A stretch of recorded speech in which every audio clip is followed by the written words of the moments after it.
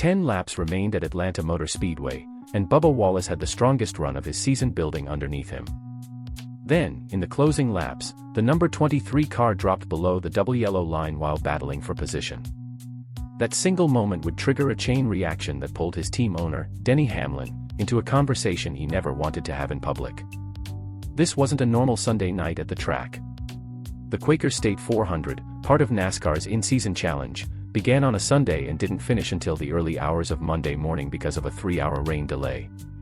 By the time the checkered flag dropped, Wallace crossed the line believing he had secured a career-defining P2 finish behind race winner Ryan Blaney.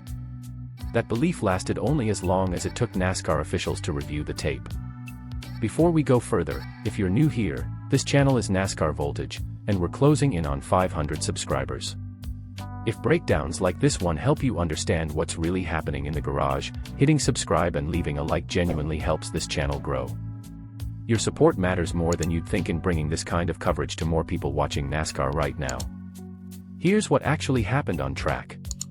During the final lap, Wallace was racing 3 wide for the win against Carson Hocevar and Ryan Blaney. In the middle of that battle, contact from Ty Gibbs pushed Wallace toward the inside of the track, and to avoid a bigger incident, he cut below the double yellow line separating the racing surface from the apron. Under NASCAR Rulebook Section 8.7.2.a, a driver cannot pass below that line to improve position, regardless of intent or circumstance. NASCAR's review didn't take long to produce a verdict. Officials determined Wallace had gone below the line and, for a brief moment, gained track position while doing so. As a result, his finish was stripped from P2 down to P29, the final car still running on the lead lap. The penalty cost him 27 championship points and dropped him to 13th in the Cup Series standings.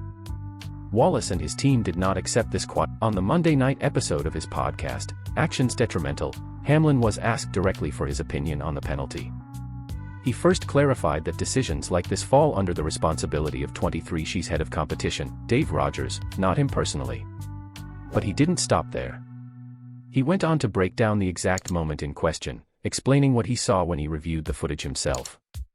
Hamlin's explanation of the rule was detailed and, notably, sided with NASCAR's interpretation rather than his own driver's argument.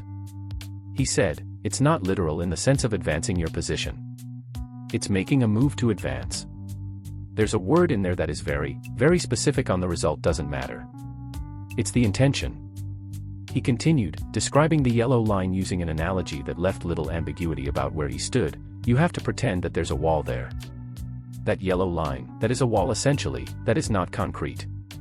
According to Hamlin, once a driver steps outside that line, whether or not an advantage was gained afterward doesn't change how the rule is applied. Hamlin then pointed to a specific moment in the replay that most fans had missed. He noted that although Wallace's final finishing position didn't reflect any advancement, footage from the middle of turns 3 and 4 showed Wallace as the furthest car forward on track at that instant. In Hamlin's own assessment, Wallace had technically taken the lead during the move, even if the final scoring didn't show it. That distinction matters, because it means Hamlin wasn't simply repeating NASCAR's ruling. He was independently confirming it, using his own read of the video, as both a 2311 team owner and a veteran Cup Series driver who understands exactly how officials interpret that section of the rulebook. This put Hamlin in a position few team owners in the sport's history have had to navigate. He has spent years building Wallace's career, backing him publicly through slow seasons and growing pains as the sport's most visible driver under a magnifying glass. Yet on the one night his driver needed defending most, Hamlin's public assessment lined up with NASCAR's front office rather than his own garage. Wallace, for his part, argued the opposite interpretation of the same rule. He maintained that he never actually improved his position while below the line, telling reporters plainly, "The rule says advancing your position, which I did not do." 2 men, 1 team, reading the identical piece of video and arriving at 2 different conclusions about what it showed. The broader context adds another layer to this. Wallace's 2026 season had been building toward one of his strongest campaigns in the Cup Series, and this near miss at Atlanta would have represented one of his best career finishes had the penalty not applied. Instead, it became the story people were still discussing days later, well past the usual news cycle for a single race. 2311 Racing's identity has always been different from a typical Cup Series team. It carries Michael Jordan's name, Hamlin's profile as both a championship-contending driver and co-owner, and Wallace's position as the most closely watched driver in the sport. That combination means a single yellow line infraction doesn't stay a routine racing incident. It becomes a storyline, dissected from every direction, by fans and media alike, for far longer than it would at almost any other team in the garage. Adding to this, the same race weekend had already produced separate controversy involving Hamlin himself. Early in Stage 2, Hamlin was involved in triggering an 18-car pileup after contact during a restart sent him into Front Row Motorsports' Noah Gragson, following an earlier spin from his teammate Christopher Bell. Hamlin had entered the race as the number 1 seed in the championship standings but found himself outside the top 30 in the race's early stages because of it. So the picture heading into that hauler meeting wasn't simple. Hamlin was dealing with the fallout from his own on-track incident, while simultaneously being asked to weigh in on a penalty against his own driver and business partner. Two separate storylines from the same night, both testing where Hamlin's role as a competitor ends and his role as a team owner begins. Reaction from within the sport followed quickly. Fans and observers split largely into two camps. One side argued Wallace made the only reasonable move available to him in that instant, reacting to contact from Gibbs rather than attempting anything intentional.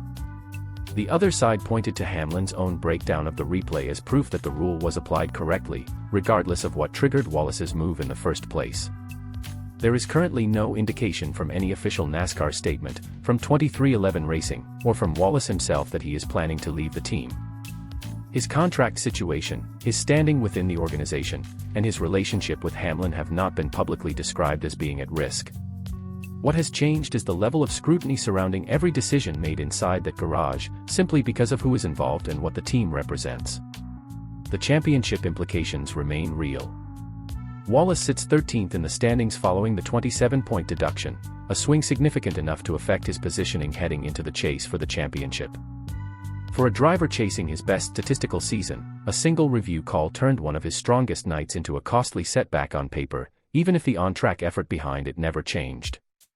What remains unresolved is not whether the rule was applied correctly.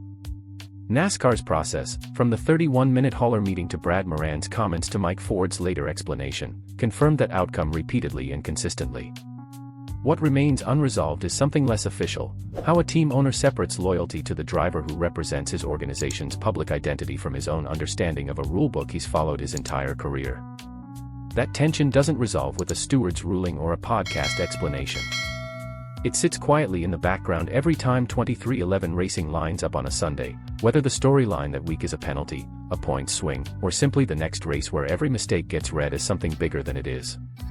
So here's the real question worth sitting with: was Denny Hamlin's breakdown of that final lap move simply an honest read of the replay, or a signal that even inside 23XI Racing, results and rule interpretation now come before automatic loyalty?